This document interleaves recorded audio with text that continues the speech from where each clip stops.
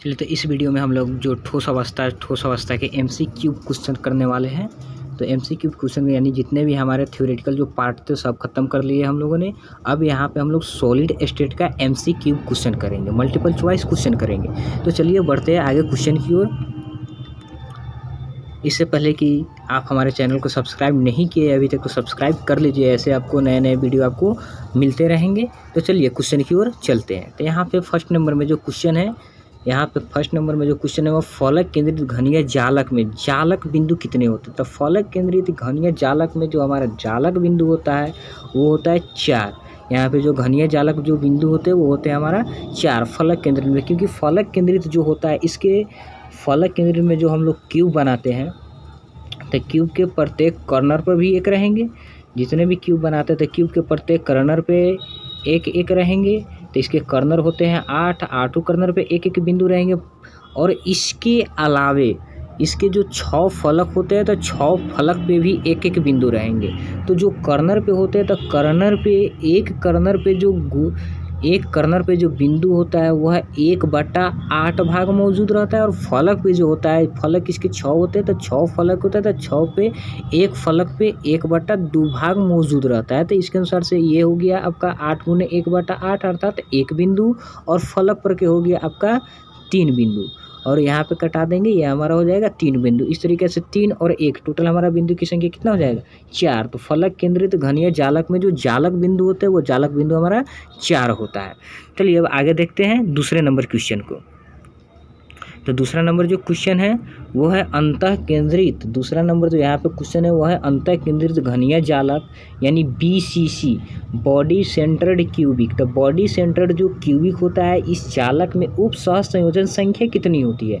तो यहाँ पे इसका जो उप सह संयोजन संख्या है, ये उप सह संयोजन संख्या होता है इसका 8, क्योंकि इसमें जो केंद्रीय जो बॉडी जो होता है वह 8 यानी 8 से क्या रहता है जुड़ा हुआ रहता है। इसे जो बॉडी सेंटर्ड जो होता है वो चारों कॉर्नर से एक बॉडी से क्या रहता है जुड़ा हुआ रहता है। जैसे यहाँ पे हम एक क्यूब बनाते हैं, ये जो है आपका हो गया। तो यहाँ पे एक बॉडी में रहेगा जो 8 से क्या रहता है, 8 बिंदु से ये एक दूसरे से जुड़ा हुआ रहता है। 8 बिंदु से एक दूसरे से जुड़ा हुआ रहता है, अर्थात बॉडी सेंटर्ड में जो होते हैं एक बिंदु 8 बिंदु से जुड़ा हुआ रहता है। तो इसमें जो उप सह संयोजन संख्या होती है वो हमारा उप सह संयोजन संख्या हो जाएगा 8 हो जाएगा। तो इसका सही आंसर आपका 8 होगा। तो अब चलिए अब अगले क्वेश्चन की ओर चलते हैं।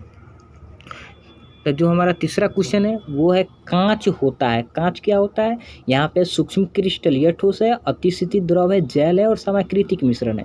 तो इसका जो हमारा सही आंसर होगा वो हो जाएगा अतिशीतित द्रव, जिसको हम लोग सुपर कूल्ड लिक्विड कहते हैं। इसको हम लोग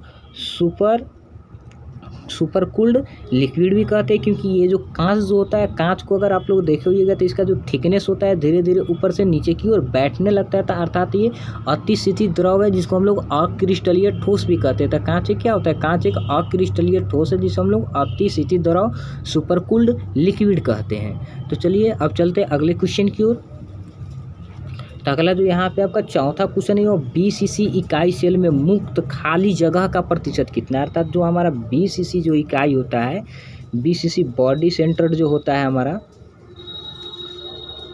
जो हमारा बॉडी सेंटर्ड जो होता है बॉडी सेंटर्ड सेल में मुक्त खाली जगह, अर्थात इसमें कितने खाली स्थान जो होते हैं फ्री होते हैं, अर्थात पैकिंग करने के बाद कितने स्थान जो होते हैं इसमें खाली बच जाते हैं। तो पैकिंग करने के बाद इसमें जो खाली स्थान बचता है वो खाली स्थान आपका बच जाता है 32%, क्योंकि यहाँ पे इसका ए नंबर ऑप्शन ए सही हो जाएगा। क्योंकि BCC जो बॉडी सेंटर्ड क्यूबिक होता है, बॉडी सेंटर्ड का जो पैकिंग क्षमता होता है वो होता है हमारा 68% होता है।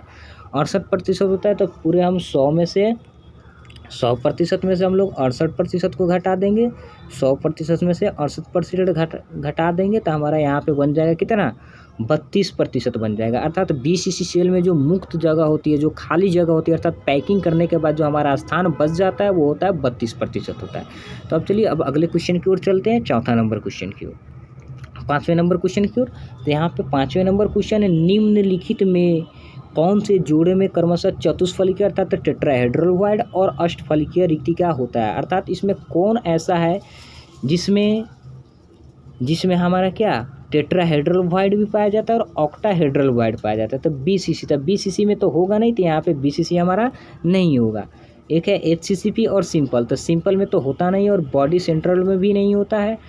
यहाँ पे HCCP और CCP है। तो HCP अर्थात हेक्सागोनल क्लोज्ड पैक्ट और CCP जिसको हम लोग CCP को हम लोग FCC भी बोलते हैं, FCC भी बोलते हैं। तो एक HCP और एक FCC होता है फेस सेंटर्ड क्यूबिक, और एक होता है HCP होता है। तो जिसमें दोनों का जो होता है चतुष्फलकीय रिक्तिका और अष्टफलकीय रिक्तिका दोनों पाए जाते हैं। अगर इसका कोऑर्डिनेशन नंबर पूछा जाए तो इसमें जो कोऑर्डिनेशन नंबर होते हैं इसका HCP इसका सही आंसर आपका हो जाएगा HCP। अगर HCP या CCP को हम लोग FCC भी बोलते हैं। इसका अगर कोऑर्डिनेशन नंबर पूछा जाए तो इसका जो कोऑर्डिनेशन नंबर होता है वो कोऑर्डिनेशन नंबर 12 होता है। तो ये आप लोग याद रखिएगा, जो HCP और CCP होता है इसका कोऑर्डिनेशन नंबर 12 होता है। तो चलिए अब अगले छठे क्वेश्चन की ओर चलते हैं।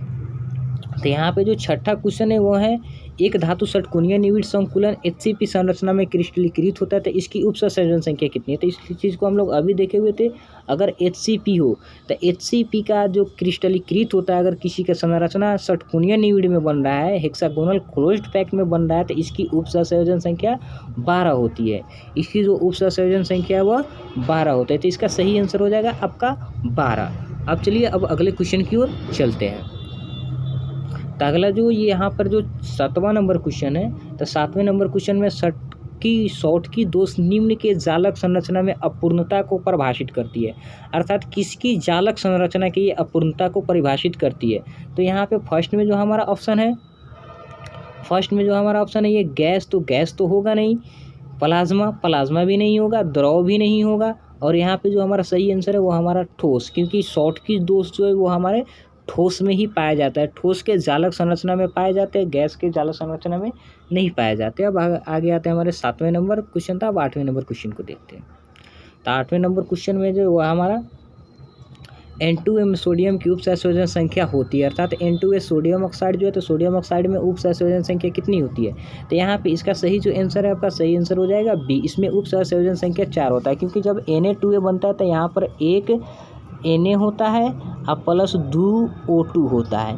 और ये कौन चीज़ का निर्माण करता है, जब ये फॉर्मेशन करता है तो ये बनाता है Na2O बनाता है। तो यह एक आयनिक कंपाउंड है जिसको हम लोग बैलेंस्ड करेंगे तो यहाँ पे हम लोगों को 2 से गुना कराना पड़ेगा। तो 2 से गुना कराएंगे तो यहाँ पे सोडियम 4 हो जाएगा और यहाँ पे ऑक्सीजन हमारा 2 हो जाएगा। तो 2 ऑक्सीजन तो ऑलरेडी है, 2 ऑक्सीजन इसमें ऑलरेडी है, तो यहाँ पे कितना हो जाएगा 4 हो जाएगा। तो एक सोडियम, अर्थात सोडियम के ऊपर कितना रहता है, सोडियम के ऊपर 1 प्लस आयन रहता है। तो इससे कितना जुड़ेगा, तो इस तरीके से कितने सोडियम आयन हो गए हमारे, सोडियम आयन हो गए 4। तो 4 गो Na प्लस है तो इससे 4 माइनस वाले जुड़े हुए होंगे। तो जितना यानी आयनिक कंपाउंड में जितना इसके विपरीत वाले आवेश जुड़े हुए होते हैं उसकी वही उसका उपसंयोजन संख्या कहलाता है। तो Na2 यहाँ हमारा पे एक क्या है, एक आयनिक कंपाउंड है, और यहाँ पे आयनिक कंपाउंड है और जितना इसे यानी ऋणात्मक आयन जुड़े होंगे, जितना आयन वाला, वही इसका क्या कहलाएगा, उपसंयोजन संख्या कहलाएगा। तो यहाँ पे Na2 है तो यहाँ पे 2Na2O है। तो जहाँ पे ऑक्सीजन कितने जुड़े होंगे, 2 होंगे, अर्थात इसके जो कोऑर्डिनेशन नंबर है यहाँ पे 4 हो जाएगा, क्योंकि एक ऑक्सीजन के ऊपर 2 माइनस चार्ज होता है। तो 2 ऑक्सीजन के ऊपर कितने हो जाएंगे, O2 के ऊपर कितने हो जाएंगे, 4 माइनस आयन हो जाएंगे, 4 माइनस आयन हो जाएंगे। अर्थात इस तरीके से इसका जो सही आंसर हमारा होगा, इसका सही आंसर हो जाएगा 4। अर्थात Na2 में सोडियम की उपसंयोजन संख्या कितनी होगी, 4 होगी। अब चलिए अब अगले क्वेश्चन की ओर चलते हैं। अगला जो क्वेश्चन है वह क्रिस्टल ठोस का गुण यह है कि यह नहीं होता है। अर्थात इसमें क्रिस्टलीय ठोस का गुण कौन सा है जो नहीं होता है। तो फर्स्ट में यहाँ पर जो हमारा है वह है निविड़ संकुलन। दूसरा जो है फर्स्ट में जो निविड़ संकुलन है, दूसरा जो है आयनिक है, तीसरा जो समदैशिक है, और 4 में सभी है। तो क्रिस्टलीय ठोस का जो गुण है क्या नहीं होता है, तो क्रिस्टलीय ठोस का जो है इसमें निविड़ संकुलन भी होता है, क्रिस्टलीय ठोस आयनिक भी होते हैं, लेकिन क्रिस्टलीय ठोस जो है वो समदैशिक नहीं होते हैं। क्रिस्टलीय ठोस जो है समदैशिक नहीं होते, तो इसमें क्रिस्टलीय ठोस का समदैशिक एक ऐसा गुण है जो क्रिस्टलीय ठोस में नहीं पाए जाते, ये अक्रिस्टलीय ठोस में पाए जाते हैं। क्योंकि समदैशिक में होता है कि इसमें किसी भी दिशा में अगर मॉलिक्यूल किसी भी दिशा में आप जाइएगा तो इसका गुण एक ही मिलेगा, लेकिन क्रिस्टलीय ठोस में ऐसा नहीं होता है, दिशा चेंज होने के बाद इसका गुण में भी परिवर्तन हो जाता है।